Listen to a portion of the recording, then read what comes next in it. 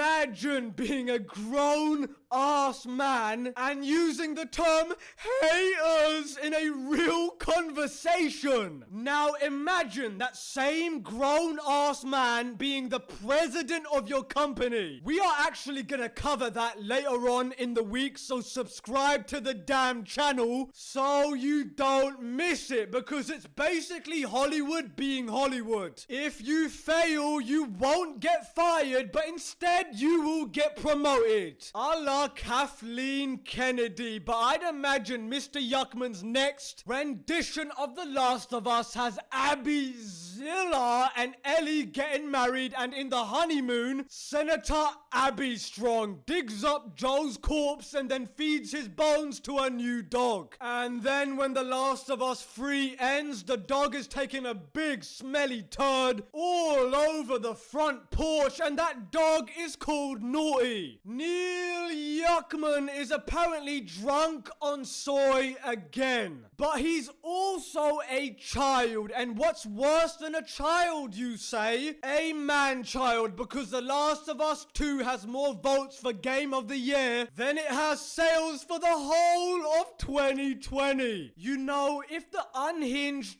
tragic Last of Us 2 fanboys actually bought the game instead of making stan accounts on Twitter to validate their empty, pathetic lives, then maybe their daddy Neil Druckmann wouldn't be begging on Twitter for votes. Anyway, the current co-president of Naughty Dog sent his toxic weirdo fanbase to fake votes for the Game of the Year. What an absolutely pathetic tweet. Last of Us 2 fans, activate! As a bonus for every vote cast for the Dry Sex of Us Part 2, a hater loses their caps lock. Okay, look, I'll translate that text. My tweet is to show how stupid and show that I have a mental capacity of a middle school bully. Please support my cause to destroying more well-known titles and turning them woke, from Neil Walkman. Yeah, Neil Druckmann, fake votes seem to be a reoccurring theme lately. I have a feeling of deja vu. Haven't we been through this already? This reminds me of the Biden election results. A sudden spike of votes. Let me guess. That big jump for The Last of Us 2 happened at 4 a.m. in the morning. We'll all go to bed with Ghost of Tsushima comfortably in the lead. And we'll wake up the next morning to find that The Last of Us 2 has found thousands of previously uncounted votes to squeak past Ghost of Tsushima. I don't know, but if people take the time to create multiple accounts just so that your Scissor Fest video game can win Game of the Year, you must lead a very bottom of the barrel, meaningless life, and that is hilarious. Look, the joke is gonna be The Last of Us 2 winning the Game Awards and nobody's watching because we're playing Cyberpunk.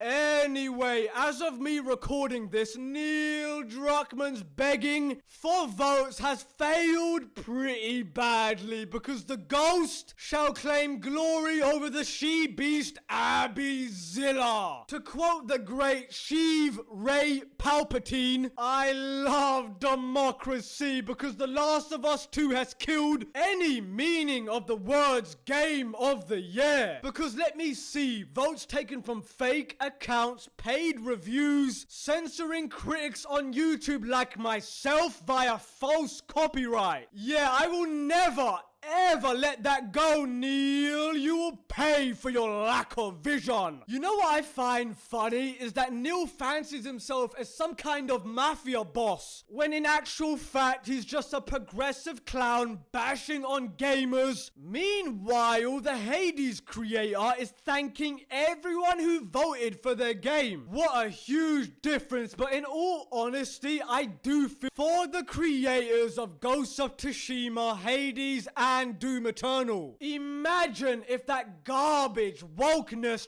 triumphs over true creativity and quality. Anyway, look, I'll never forgive Naughty Dog for what they did to Amy Hennig and the Uncharted franchise. They literally fired the woman who wrote their best games in recent years, and on that bombshell, thank you all for watching. Mannix out.